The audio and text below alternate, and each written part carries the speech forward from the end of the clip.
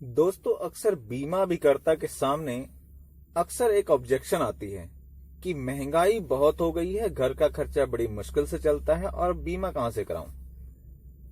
ऐसा अक्सर लोग नासमझी में कहते हैं। वे लोग ऐसा इसलिए कहते हैं क्योंकि वे लोग इंश्योरेंस या जीवन बीमा को एक सेविंग मात्र समझते हैं। ऐसे में उन्हें समझाना, उन्हें समझदार बनाना हमारा कर्तव्य बनता है। ऐसे लोगों को समझाने के लिए उन्हें मैं कहता हूं कि हम सबको पता है कि दिन में प्रत्येक व्यक्ति को लगभग 3 बार खाने की जरूरत पड़ती है और हम में से कुछ लोग तो एक ही समय के खाने में हजारों रुपए खर्च कर देते हैं, खुशी खुशी खर्च कर देते हैं। कभी कभी हम अपने परिवार को शहर के बेहतरीन होटलों में भी खाना खिलाने ले जाते हैं। उस समय हम यह नहीं सोचते कि खर्चा कितना आएगा। उस समय हमारे परिवार की खुशी पैसे से बढ़कर होती है। आप मानते हैं कि नहीं? सामने से जवाब ना में कभी नहीं आएगा। मुंह से हाँ निकले या ना निकले, मुंडी हाँ में जरूर नीचे झुकेगी।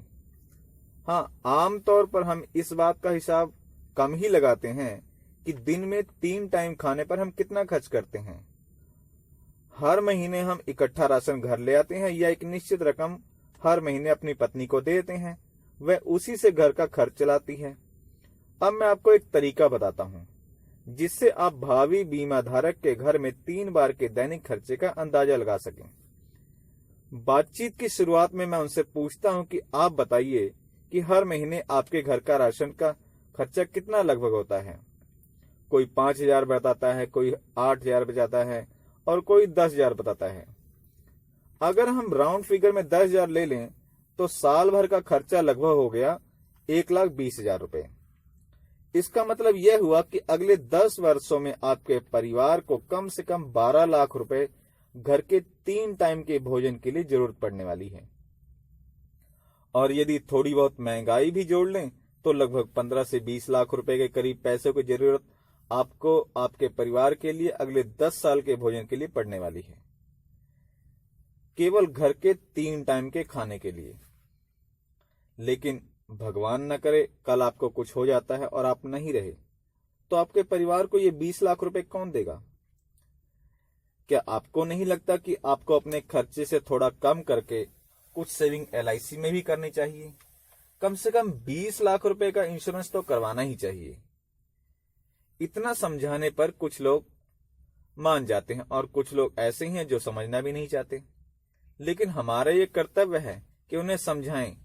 फिर भी यदि कोई भावी बीमा धारक यह कहता है कि वह केवल अपने परिवार के लिए 3 टाइम के भोजन का प्रबंध ही कर सकता है और वह जीवन बीमा के लिए पैसे नहीं बचा सकता, तो मैं उन्हें बताता हूं कि आप ऐसा करके वास्तव में अपने परिवार के लिए भोजन का प्रबंध तो कर ही नहीं रहे।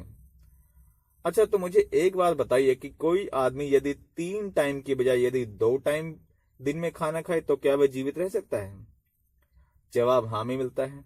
और यदि तीनों टाइम ना खाए, तीनों टाइम ही भोजन ना करे, तो क्या वो जीवित रहेगा?